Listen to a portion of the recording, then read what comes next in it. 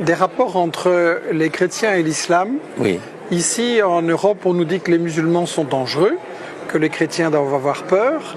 Et hier, ce que vous avez dit, c'est un peu le contraire.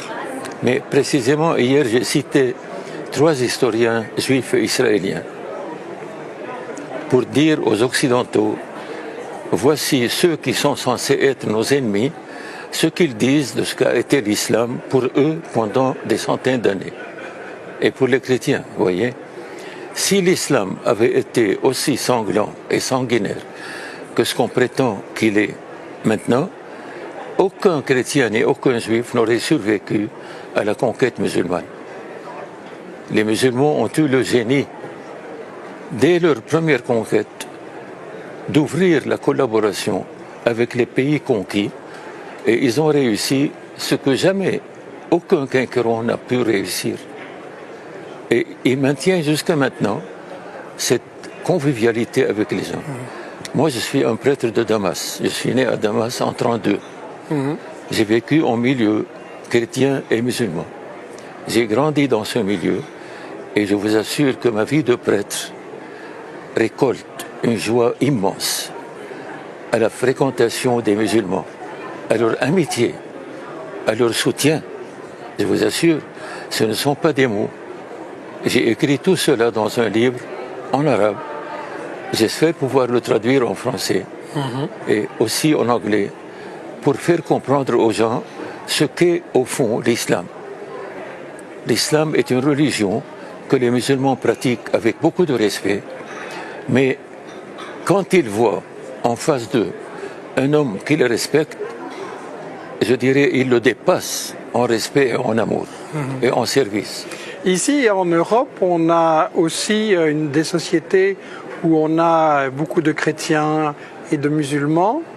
Et globalement, ça se passe bien, mais on voit aussi une forte montée de l'islamophobie et un sentiment, il faut avoir peur des musulmans, c'est des terroristes. Et vous êtes en train de nous dire qu'au fond, l'Europe devrait plutôt prendre des leçons sur des pays comme la Syrie. Monsieur Collomb, hier, j'ai dit dans mon topo que l'islam de l'Occident n'a rien à voir avec l'islam. Les Occidentaux, vous avez eu malheureusement le génie de créer une société musulmane à l'intérieur de vos sociétés occidentales, une société refermée sur elle-même. Vous ne lui avez pas donné la possibilité de s'intégrer, de vivre avec vous comme partie prenante de vous. Vous les avez laissés faire les travaux que vos concitoyens répugnaient à faire, et avec le temps, ces sociétés musulmanes refermées sur elles-mêmes, alourdies par un complexe d'infériorité, restent comme une bombe à retardement.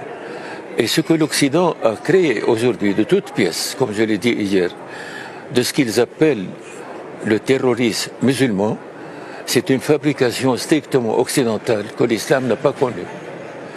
Et c'est une fabrication qui risque de rejaillir et qui déjà a rejailli sur la société occidentale. Donc vous dites que ça n'est pas le djihad, ça? Non, non, non. C'est un djihad fabriqué par l'Occident pour soi-disant mater le Proche-Orient, le réduire à un état de tribus qui s'entretuent sans plus, sans qu'il n'y ait aucun État qui tienne debout, vous voyez. Mais cela, l'islam ne l'a jamais connu. Même dans les périodes les plus despotiques, sous le régime turc par exemple, lors des invasions, il en a vu le Proche-Orient, des bouleversements terribles.